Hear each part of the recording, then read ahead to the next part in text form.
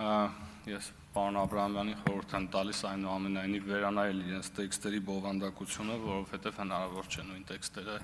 5 տարի շարունակ նույնաբովանդակ լսել,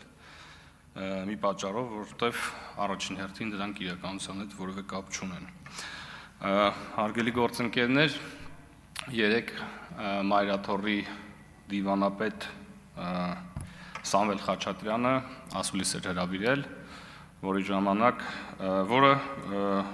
այլ կերպ բնութագրել, քան ստի փարիսեցիության եւ երեսպաշտության բենեֆիս ուղղակի հնարավոր չէ։ Այս ժամից ավել տևող հարցազրույցի կամ մամլո ասուլիսի ժամանակ, որը իրականում շատ լսողի համար բավականին երկար կարող էր ընկալվել, որովհետև սարսափելի ձանձրալի էր եւ պայմանավորված հիմնավորապես լրագրողների հարցերի բովանդակությամբ, այնուամենայնիվ մեկ հարց հնչեց, որը ուշագրավ էր, եւ այդ հարցի հեղինակը պետք է նշեմ Factor TV-ի լրագրող Նարեկ Կարապետյանն է, ի պատիվ իրեն, վերջը հարցը հնչեց, ասեց, իսկ ինչու չեք արձագանքում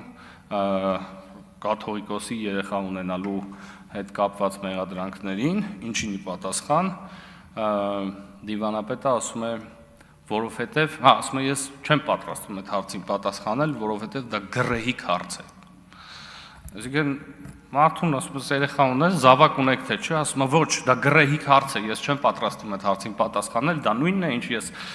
ձեզ հարցնեմ ձեր սեռական կողմնորոշման մասին։ Սա ուղղակի աբսուրդների մի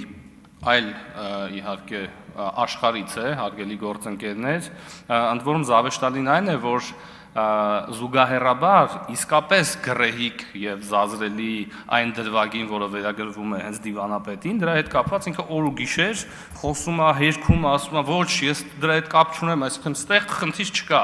բայց այ հարցը թե առայն թե կաթողիկոսը արդյոք երեխա ունի թե ոչ, դա գռեհիկության գաղտնիքն է, դրան չի կարելի անդրադառնալ